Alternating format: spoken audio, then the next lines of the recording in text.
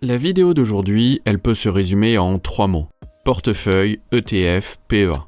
Lorsque l'on parle d'investissement en bourse, le meilleur outil, le meilleur chemin à emprunter est sans aucun doute celui de construire un portefeuille d'ETF. Et lorsque l'on parle de fiscalité, la meilleure enveloppe fiscale pour investir en bourse est le PEA qui permet d'optimiser au mieux sa fiscalité. La combinaison de ces deux outils, ETF et PEA, est la solution idéale pour investir en bourse de la façon la plus efficace possible. D'où la question posée dans cette vidéo, comment se constituer le meilleur portefeuille d'ETF sur PEA ? Cette question va impliquer de choisir des ETF et je vais vous en proposer tout au long de la vidéo. D'ailleurs, si vous souhaitez connaître les meilleurs ETF pour investir au sein d'un PEA, j'ai réalisé un tableau récapitulatif des meilleurs ETF pour PEA que vous pouvez télécharger. Le lien est dans la description de la vidéo. Il vous suffit d'indiquer votre adresse mail et vous aurez directement accès à ce tableau. Et dans cette liste, j'ai ajouté des ETF bonus dont je ne vais pas forcément parler dans cette vidéo. Mais la question des ETF est pourtant loin d'être la seule question que vous devez vous poser afin de vous constituer un portefeuille d'ETF performant. Car le meilleur portefeuille d'ETF aura des caractéristiques générales auxquelles vous devrez faire attention, quel que soit votre profil d'investisseur. On va d'abord commencer par les caractéristiques générales avec le premier point que doit respecter un portefeuille d'ETF. Le meilleur portefeuille d'ETF est celui qui minimise les frais. Chaque euro dépensé en frais d'investissement est définitivement perdu. Lorsque l'on investit, on obtient un retour sur investissement qui correspond à la formule suivante. Retour sur investissement égale rendement de l'investissement moins les frais de l'investissement. Donc, les frais viennent diminuer mathématiquement le rendement de vos placements. Il y a deux types de frais lorsque vous investissez dans des ETF. Les frais de gestion annuels de l'ETF et les frais du courtier, que l'on appelle aussi les frais d'ordre, qui vous permettent d'acheter des parts d'ETF. Aujourd'hui, les frais de gestion des ETF les plus compétitifs sur PEA se situent autour de 0,15% par an. Et pour un bon ETF World, tel que celui d'Amundi, on y reviendra plus tard, vous pouvez monter jusqu'à 0,4%, rarement au-delà de 0,5%. Autrement dit, ces frais sont vraiment très faibles.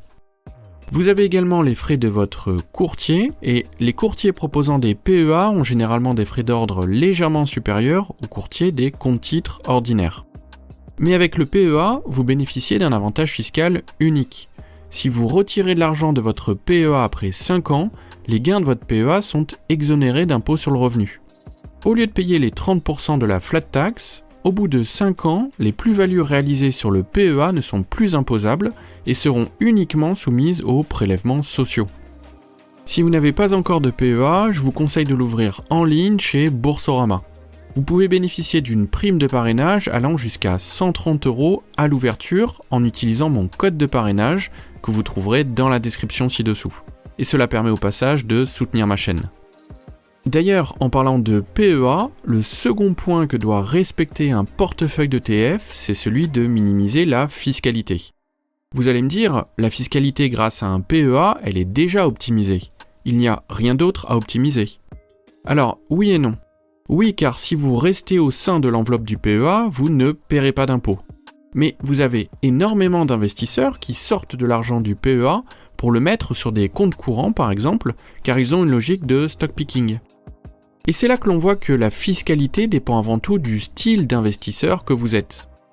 Contrairement à ce qu'on peut penser, durant la phase d'accumulation du capital, la fiscalité ne dépend pas tant du type de compte que vous avez choisi, PEA, compte titre, etc., mais dépend plutôt de votre style d'investissement. Tant que vous investissez à long terme et que vous achetez régulièrement des parts d'ETF capitalisants, c'est-à-dire des ETF qui réinvestissent automatiquement les dividendes, sans les revendre, vous ne subirez aucune fiscalité sur vos plus-values. Et ce point est valable quel que soit le type de compte que vous utilisez. En revanche, si vous réalisez des opérations d'achat et de vente fréquentes sur vos ETF, en dehors d'un PEA, là vous allez être fortement imposé sur vos plus-values. Minimiser les frais en limitant le nombre d'achats et de ventes et minimiser la fiscalité en passant par un PEA sont les deux éléments dont il faut absolument tenir compte, quel que soit le portefeuille d'ETF que vous souhaitez mettre en place. Troisième point que doit respecter un portefeuille d'ETF, le meilleur portefeuille d'ETF doit offrir une large diversification. Là, vous allez me dire, oui, mais les ETF sont par nature diversifiés, car les ETF sont des portefeuilles d'actions. Eh bien, pas forcément. Certains ETF géographiques ou sectoriels sont relativement peu diversifiés. Je vais vous prendre un exemple plutôt extrême. Un portefeuille qui serait constitué d'un unique ETF dans le secteur de l'énergie ne serait pas du tout diversifié. Et pour cause, le secteur de l'énergie représente moins de 3% de la capitalisation boursière mondiale. Avoir un portefeuille constitué d'un seul ETF qui contient uniquement des entreprises dans le domaine de l'énergie représente l'inverse de la diversification. Et l'idée est la même avec un portefeuille constitué d'un seul ETF qui suivrait un indice géographique comme le CAC 40 par exemple. Même en ayant un portefeuille d'actions des plus grandes sociétés françaises, il ne faut pas oublier que la France ne représente que 3 à 4% de la capitalisation boursière mondiale. Alors, quels sont les ETF qui permettent une large diversification ? Si vous voulez faire de l'investissement mono-ETF, je ne vois que 2 ETF possibles. Un ETF S&P 500 ou un ETF World, c'est-à-dire un ETF qui reproduit la performance de l'ensemble des pays développés. Commençons par l'ETF World qui pourrait être la base de votre futur portefeuille. L'indice MSCI World, c'est un indice très diversifié qui investit dans 23 pays développés et qui représente approximativement 85% de leur capitalisation boursière. La performance de l'indice MSCI World a été de 8,2% par an depuis 1988. En investissant dans un ETF Monde, vous investissez donc dans un panier contenant plus de 1500 actions.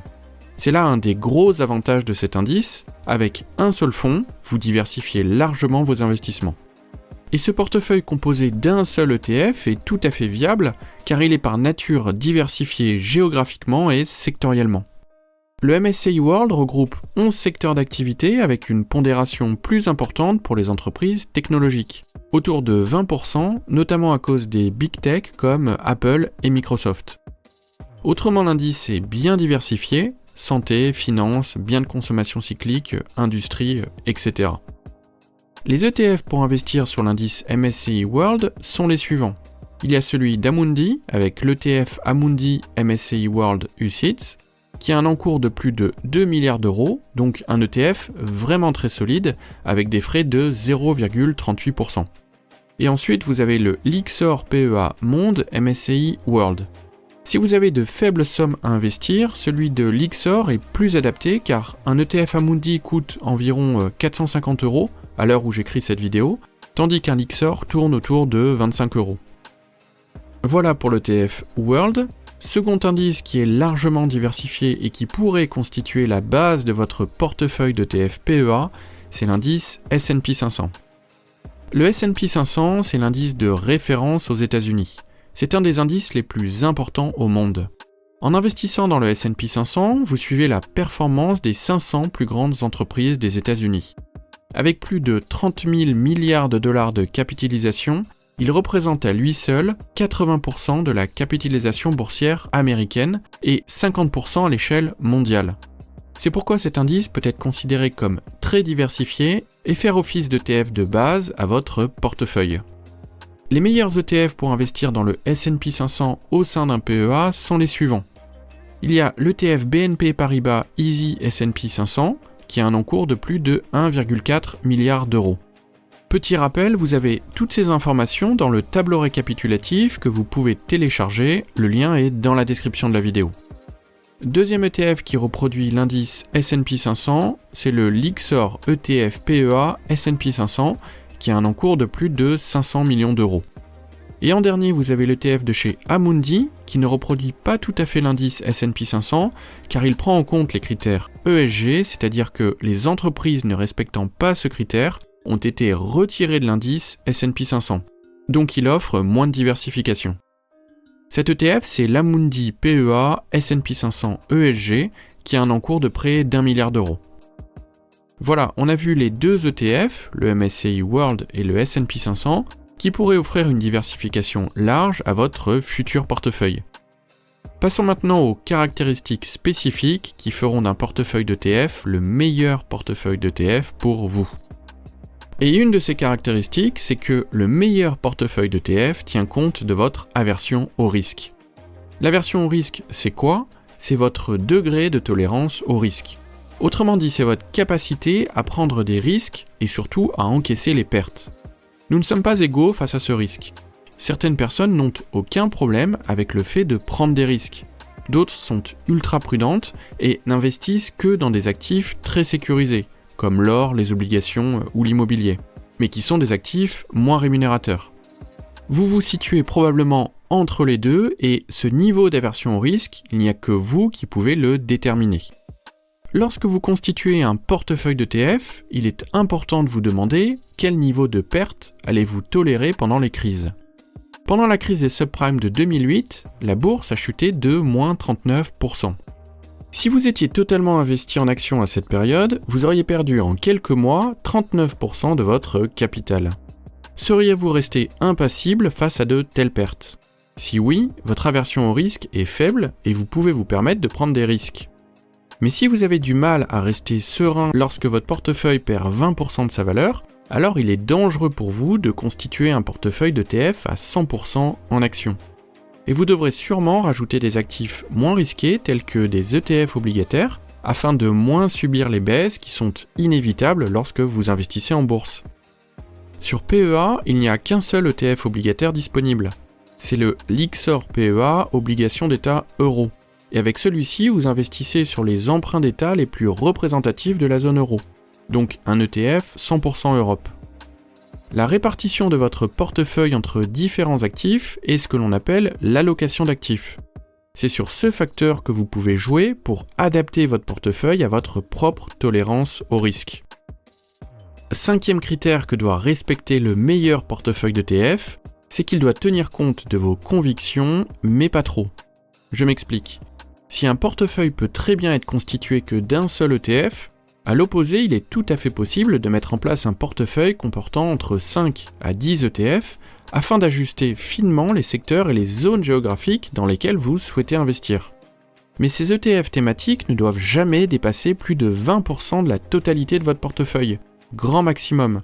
Sinon, vous remettez en cause la diversification de votre portefeuille. Si vous associez plusieurs ETF, il est intéressant de vous demander de quelle manière ils peuvent être complémentaires, tant sectoriellement que géographiquement. Mais la contrepartie, c'est que plus vous aurez d'ETF en portefeuille, plus vos frais d'investissement risquent d'augmenter. Plus vous devrez y passer du temps afin de pondérer les différents ETF dans votre portefeuille. A l'opposé, certains investisseurs préféreront mettre en place un portefeuille minimaliste composé de 1 à 3 ETF très larges. Mais voici 3 exemples d'ETF thématiques qui peuvent compléter votre portefeuille. Pour investir dans le secteur automobile par exemple, vous avez le Lyxor Stocks Europe 600 Automobile. Pour investir dans la santé, vous avez le Lyxor Stocks Europe 600 Healthcare. Et pour le secteur alimentaire, ce sera le Lyxor Stocks Europe 600 Food and Beverage. Vous comprenez la logique, si vous pensez qu'un secteur en particulier va être performant dans les années à venir, vous pouvez y investir directement. Vous pouvez également avoir une logique géographique. Avec des ETF S&P 500 et MSCI World, vous êtes surtout investi dans les pays les plus développés. Et vous mettez de côté tous les pays émergents. L'idée, ça pourrait être de contrebalancer en investissant dans un ETF qui investit justement dans les pays émergents afin d'avoir un portefeuille bien diversifié géographiquement. Sur PEA, vous avez 2 ETF pour investir dans les pays émergents. Vous avez celui d'Amundi, qui est l'Amundi PEA MSCI Emerging Market ESG, avec un encours de plus de 360 millions d'euros. Et vous avez celui de Lyxor, le Lyxor PEA Emergent.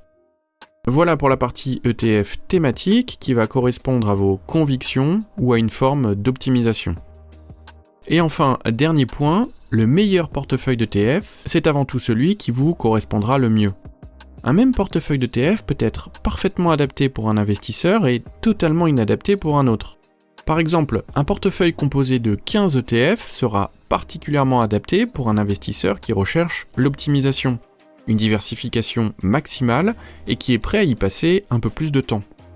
En revanche, il sera totalement inadapté pour un investisseur qui recherche la simplicité avant tout et qui risque de faire des erreurs en devant gérer un trop grand nombre d'ETF. Autre exemple, un portefeuille composé uniquement d'ETF d'actions sera adapté pour un investisseur qui souhaite prendre des risques ou qui a un horizon d'investissement lointain. En revanche, il sera particulièrement inadapté pour un investisseur qui cherche à minimiser les risques, à avoir un portefeuille très stable en période de crise et qui a un horizon d'investissement plus proche, pour un retraité par exemple. Le critère âge que vous avez joue beaucoup dans le type de portefeuille que vous devez construire. Le meilleur portefeuille d'ETF, ce n'est donc pas un portefeuille que vous aurez copié sans réfléchir sur un autre investisseur, même s'il existe des portefeuilles types qui peuvent vous convenir. Le meilleur portefeuille d'ETF, ce sera avant tout le vôtre, celui que vous aurez constitué en tenant compte de votre profil de risque et de vos objectifs personnels. Voilà, je vous rappelle que vous pouvez télécharger le tableau des meilleurs ETF pour PEA, auquel j'ai rajouté des ETF bonus dont je n'ai pas parlé dans cette vidéo afin d'éviter qu'elle ne soit trop longue, donc n'hésitez pas à aller en description, renseignez votre adresse mail et vous aurez accès au tableau complet. J'espère que vous avez apprécié cette vidéo, si c'est le cas n'hésitez pas à mettre un pouce bleu et à vous abonner, cela m'aide énormément dans le développement de cette chaîne. Et n'hésitez pas à me dire en commentaire les ETF que vous utilisez dans votre PEA. En attendant, je vous souhaite à tous plein de réussite dans vos investissements. À bientôt, ciao.